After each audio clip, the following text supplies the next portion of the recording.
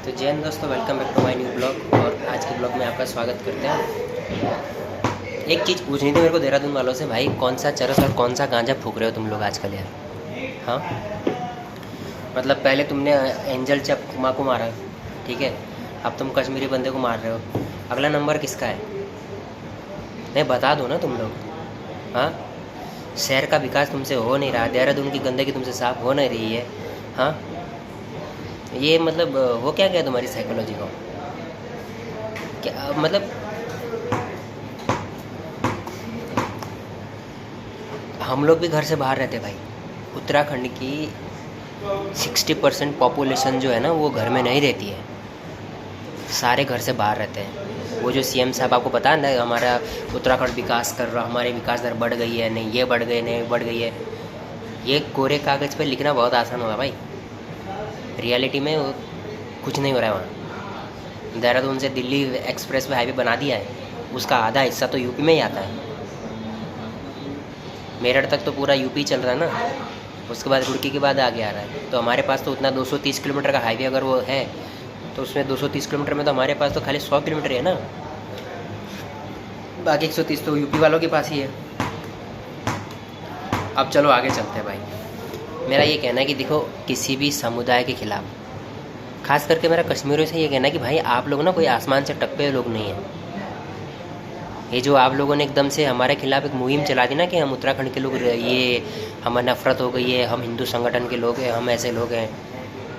हम उत्तराखंड के लोग अगर जबान खोल के पूछने लगे ना आपसे कि जब कश्मीरी जेनोसाइड हुआ था तब आप कहाँ थे, तो आपके मुंह से दही नहीं जमेगी, आपके मुंह में दही जम जाएगी। पता नहीं क्या बोल रहा है यार। कोई पूछता नहीं है ना आपसे कभी, हमने जुल्म किया आपके ऊपर। 1947 से जो लेके आप कश्मीर बनेगा पाकिस्तान के सपने देखते देखते जो हमारे लोगों को लहूलुहान करते, उसके बारे में हमने कभी सवाल पूछा है क्या? क्योंकि हमें पता है कि आप लोगों में से हमारे लिए, हमारे साथ रहने वाले कुछ अच्छे लोग भी हैं वहाँ, लेकिन अब किसको ब्लेम करें हम? तुम लोगों ने आर्टिकल छाप दिया, हिंदू संगठन, हिंदू नफरत, मुसलमानों के खिलाफ नफरत। कमाल है आप लोगों का। हाँ, आप लोगों के साथ हो गया, एक बंदा पीट गया, एक बंदे के साथ कुछ गलत हो गया तो रेडिकलाइज, हम लोग जुल्म कर रहे हैं आप लोग के ऊपर। आप लोग जो 90s में कत्लेआम किया, जो हमारी बहन बेटियों को मशीनों से काट दिया, उसके बारे में तो कोई कुछ पूछा नहीं कभी। अगर हम लोग आपसे सवाल पूछने लगे तब तो आप कहते नहीं मैं तो तब छोटा था, लेकिन आपके माँ बाप तो थे ना, तभी बड़े। फ़ारूक अब्दुल्ला साहब कहते हैं 7 दिन 9 दिन पहले कि यार कश्मीरी जो है वो वापस आ सकते हैं, लेकिन यहाँ आएंगे लेकिन टूरिस्ट की तरह आ सकते हैं, यहाँ रहने नहीं आ सकते। और ये आदमी उस दिन 1990s को उस दिन बाहर गांव गया था, विदेश गया था जिस दिन जेनोसाइड हुआ था, क्योंकि उसको पता था, उसको ये भी पता था कि सीआरपीएफ को गांव से नहीं हटाना है, लेकिन सीआरपीएफ को गांव से हटा के उसने शहर की तरफ लेके आए, सारा जेनोसाइड हो गया और उसके बाद आया आप आराम से।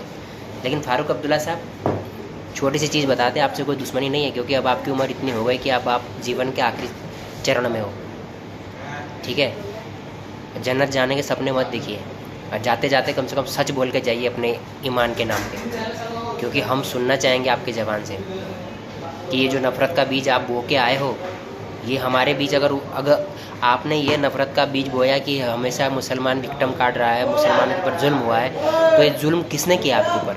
कश्मीरी पंडितों ने किया आपके ऊपर, जिनकी बेटियों को आपने रेप किया, जिनकी बेटियों को आपने जिंदा जला दिया घरों में।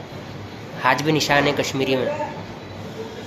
वो हमारी टिक्का बहन जो, जिसको आप लोगों ने मशीन से काट दिया, हाँ, वो बिट्टू कराटे जो भी था, वो जो कबूल करता है कि मैंने इतने लोगों को मारा, वो हमारे इंडियन आर्मी के ऑफिसर्स जिनको आप लोगों ने मारा। हम लोग सवाल पूछते हैं कि आपसे, हम भी कब तक जाने देंगे भाई? अगर उत्तराखंड के लोगों के अंदर इस तरह की नफरत पैदा हो रही है तो आप लोग जवाब दो ना कश्मीर से बैठ के। आप कश्मीर से बैठ के कहते हैं कि यहाँ कभी मिलिटेंसी ख़त्म नहीं होगी, मतलब कि आप चाहते हो कि यहाँ ख़त्म ना हो। आप नहीं चाहते कि कश्मीर का युवा आगे बढ़े, आप नहीं चाहते कि कश्मीर का युवा क्रिकेट खेले, फिल्मों में आए, आगे बढ़े, कैरियर बने, बिजनेस बनाए, बड़ा टॉप लीडर बने। आप बन गए क्योंकि आप खानदानी थे, बाकी कोई आगे नहीं आना चाहिए। मिलिटेंसी ख़त्म नहीं होगी, क्यों नहीं मिलिटेंसी ख़त्म होगी भाई? उत्तराखंड में तो इतने सारे लोग रहते हैं, यहाँ तो कोई मिलिटेंसी नहीं है। कश्मीर में ही मिलिटेंसी, हिमाचल में कोई मिलिटेंसी नहीं है, महाराष्ट्र में कोई मिलिटेंसी नहीं है।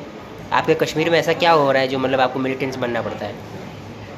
आप जब उन टेररिस्ट का साथ दे तो पहलगाम अटैक क्या बिना आपके समर्थन के हो गया क्या? जब दिया तभी तो हुआ ना।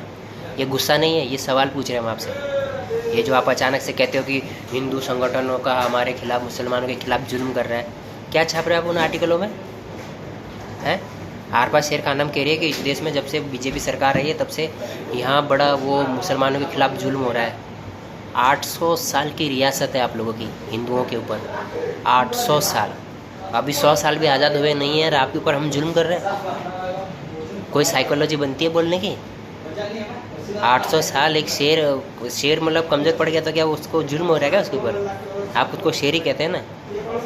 कम से कम आप समाज में अच्छी चीज़ें नहीं दे सकते, आप समाज के लिए कुछ अच्छा नहीं कर सकते, तो कम से कम अपना मुंह बंद रखिए आप। फारूक अब्दुल्ला साहब की उम्र इतनी ज़्यादा हो गई है, कसम खा के कह रहा हूँ कि मेरा दादा के भी बाप है वो। लेकिन कभी कभी जब वो बंदा कहता है ना ऐसे, जब वो कहता है कि हाँ मिलिटेंसी ख़त्म नहीं होगी, क्यों ख़त्म नहीं होगी भाई? क्यों क्यों क्यों? कौन है जो ऐसा, किसके ऊपर ऐसा जो जुल्म हो रहा है? यूपी के वो गुंडे लोग जो लड़कियों को छेड़ते हैं, अगर उनके घर पे बुलडोजर चलाया, धर्म देख के चलाया क्या? अगर उन्होंने बहन बेटियाँ छेड़ी तब ना बुलडोजर चलाया है। तो दोनों तरफ चला, हिंदुओं की तरफ भी चला, मुसलमानों की तरफ चला। मुसलमान ज़्यादा क्राइम करते तो ज़्यादा घर उनके टूटे हैं, तो इसमें क्या गलत है? हमारे ऊपर जुल्म हो रहा है, हमारे ऊपर जुल्म हो रहा है।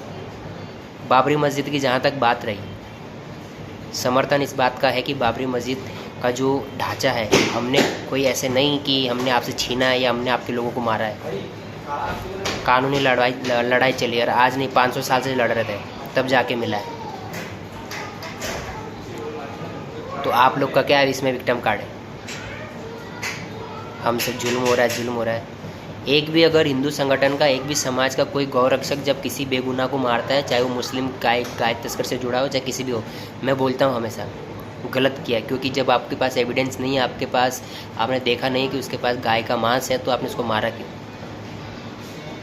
हाँ, मेरे को तो नहीं डर लगता किसी से बोलने में। आपको क्यों डर लगता है? जब बांग्लादेश के लिए हम चाहते हैं कि आप बात उठाओ कि यार बांग्लादेश का मुसलमान जब हिंदुओं को जिंदा जला रहा है, तो आप क्यों नहीं कहते कि नहीं नहीं मेरे भाई ये मत कर? क्योंकि आपका तो भाई भाई का रिश्ता है ना, ब्रदरहुड है ना। आप तो पाकिस्तान में जेनोसाइड होता है हिंदुओं के साथ, आप कुछ नहीं कहते। वहाँ तो आपकी चुप्पी साबित रहे क्योंकि वो दूसरा देश है। लेकिन जब गाज़ा में कुछ हो जाता है यहाँ से 7 समंदर पार, तब तो आप कहते नहीं हम तो ब्रदरहुड है। और आप हमसे भी एक्सपेक्ट करते कि हम आपका समर्थन करें। एक तो आप हमारा भरोसा जीत के हमारे पीठ पे खंजर घोंपने का काम करें, फिर आप हमसे चाहते हो कि हम आपका समर्थन करें। कश्मीर के अंदर में हम चाहते हैं कि भाई पूरा भारत वहाँ जाए, वहाँ की वादियाँ देखे, वहाँ के लोगों को देखे। जब वहाँ के लोग ये कहते हैं कि हम भारत के नहीं, हम कश्मीर के लोग हैं, और हमारे लोगों की वहाँ लाशें लपेट के आती तिरंगे में, सिंदूर उधर जाते हैं वहाँ पे हमारे। ये जो सिंदूर उजड़ गए हमारे वहाँ पे मई में, अप्रैल में, सॉरी, आप बड़ी खामोशी थी कश्मीर में पूरे। आपका असल चेहरा छुपाइए मत। ये जो नफ़रत है ना, ये आपने बोई है इतने सालों से। और ये जो एक आधे लोग कहीं छुटपुट से निकल जाते हैं ना, इनकी वजह से हमारे पूरे समाज को बदनाम करने की कोशिश मत करिए आप लोग। आप लोग के पास बंदूकें बहुत आसानी से मिल जाती है, ये हम जानते हैं। और आप अभी उस लड़के को वापस बुला के ये मत सिखा दीजिए उसको कि देख तेरे ऊपर काफिरों ने जुल्म किया, तुझे इसका बदला लेना है। उसको सिखाइएगा कि ये गलत लोग होते हैं समाज में, इनसे लड़ना पड़ता है और समाज में जीना पड़ता है। नहीं तो कल के दिन तुम पता चला उसके छाती पे एटम बम बांध के भेज दिया भैंस के आँख देहरादून घंटाघर पे कि जा बदला ले, फट जा वहाँ पे। तुम्हारा कोई भरोसा नहीं भाई। तुम अच्छे खासे इंसान को कब किस दिशा में लेके जाओ, कोई भरोसा नहीं तुम्हारा। तुमने बुरानवारी जैसे लड़के को भाई साहब इंजीनियर से आतंकवादी बना दिया, क्या भरोसा तुम्हारा? अभी दिमाग ख़राब मत करो। मैं क्रिकेट खेलने जा रहा था, मेरा दिमाग की दही मत करो, जा रहा हूँ मैं अभी। और ज़्यादा ये विक्टिम कार्ड खेलो मत कि हमारे ऊपर जुल्म हो रहा है। जिसने वो गलत किया उसके हाथ पैर तोड़े जाएंगे। हर एक उत्तराखंड के बंदे को, हर एक उस आदमी को विक्टिम उसका वो मत करो, दोषी मत बनाओ। ये चैलेंज कर रहा हूँ मैं आपको। फारूक अब्दुल्ला साहब, हमने आपके बंदे को मारा नहीं है। वो जिस बंदे ने मारा एक साइकोलॉजी ड्रामा है वो आजकल के, जो आपने बोया है, जिसको कहते हैं जिहाद, और जिसको कहते हैं क्या, जो आप लोग फैलाते हैं उसको नफ़रत। ये नफ़रत उगल रही है। लोग हमारे इतने सालों से चुप बैठे लोग, 50, 60, 70 सालों से चुप बैठे लोगों के अंदर के आ गए ये। 19 तारीख को कश्मीर जेनोसाइड का दिवस था, 35। हम लोग को दिवस नहीं कहते, वो काला दिन था। लेकिन आप क्या कह रहे हैं? हमने घर बना के दिए, हमने वो बना के दिए। आप भी तो थे उस दिन, क्यों नहीं आपने ऑर्डर दिए रोकने का? मुंह में दही जम गई थी उस दिन वहाँ फॉरेन में जाके, या किसी लड़के के साथ गुलू गुलू कर रहे थे जो मुंह नहीं खुल पाया उस समय। गुस्सा तो है, उम्र दराज इंसान है, ज़्यादा नहीं बोलना चाहते, रिस्पेक्ट करते हैं आपकी, लेकिन मरते मरते कम से कम सच बोल के जाइएगा इस भारतवर्ष में। फालतू का गुस्सा दिला रहे उत्तराखंड के लोगों के अंदर मुसलमानों के खिलाफ नफरत बढ़ गई है क्योंकि हमारे उत्तराखंड के मुसलमान जो हमारे साथ रहते थे, जो हमारे भाई हैं, वो बाहर से आए मुसलमानों का नकली आधार कार्ड बनवा रहे हैं। क्यों बना रहे भाई? तुम हमारे साथ 1000 सालों से रहे, हमारी परंपरा को मानते हो, हमारे जैसे हम जीते वैसे तुम जीते हो, ना हमने कभी तुम्हें रोका ना तुमने हमें रोका। बाहर से आने वाले लोगों का समर्थन क्यों कर रहे हो तुम लोग? उनके नकली आधार कार्ड क्यों बनवा रहे? बांग्लादेश का मुसलमान हल्द्वानी में क्या कर रहा है? अगर वो आसाम का मुसलमान भी है तो वो बांग्लादेश भाषा बोलने के बाद हमारे उत्तराखंड में क्यों रहना चाहता है? आपको मतलब हमें जवाब चाहिए ना इस चीज़ का। आपका ब्रदरहुड है ना मुसलमानों से, आप हमको तो पता है ना कि आप उनका साथ देंगे क्योंकि आपका ब्रदर आप लोग का खून का रिश्ता है, लेकिन हमें जवाब तो दीजिए एक बार कि मतलब हम उनको कैसे एक्सेप्ट करें। हम बांग्लादेश के मुसलमानों को भारत का मुसलमान कैसे मान लें? जो रोहिंग्या मुसलमान म्यांमार से भगाया गया है, उसका भगाने का तो कारण भी है ना कुछ, क्योंकि उन्होंने वहाँ पे वो गंदगी फैलाई है जो वहाँ का बौद्ध समाज, एक बौद्ध समाज जो इस दुनिया का सबसे शांतिप्रिय समुदाय है, वो जब हथियार उठा सकता है तो सोचिए कि उन रोहिंग्या मुसलमानों ने कितनी लाइन क्रॉस की होगी। आप हम उत्तराखंड के लोगों को कह रहे हैं कि नहीं हम इनको एक्सेप्ट कर लें। ये हमारे अंदर नफ़रत नहीं थी, ये नफ़रत को बढ़ावा आपने दिया। जब आप सिंगल कार्ड खेलते ना, जब हमने आपसे एक्सपेक्ट किया कि आप इस बात को इंटरनेशनल उठाइए कि बांग्लादेश में जो हुआ वो गलत हुआ, पाकिस्तान में जो हिंदुओं के साथ हुआ वो गलत हुआ, लेकिन तब तो आपने कहा कि नहीं वो तो उनका देश है, वहाँ तो उनके हिसाब से चलेगा। और हम तो ये नहीं कर सकते क्योंकि हम तो सेकुलर हैं, हमें तो आपकी भी रिस्पेक्ट करनी है। कश्मीर हमारा था और हमारा ही रहेगा, चाहे हम लोग को किसी की जान लेनी पड़े। लेकिन बात ये है कि एक बंदे के लिए, जिस बंदे ने ये किया, उस बंदे की वजह से पूरे उत्तराखंड के लोगों को आप बदनाम मत करें। सीधी सी रिक्वेस्ट है। अभी लेट हो रहा है, दिमाग में ज़्यादा गुस्सा आ रहा है, आज लगता है मैच अच्छा खेलूँगा मैं। जय हिंद, जय भारत।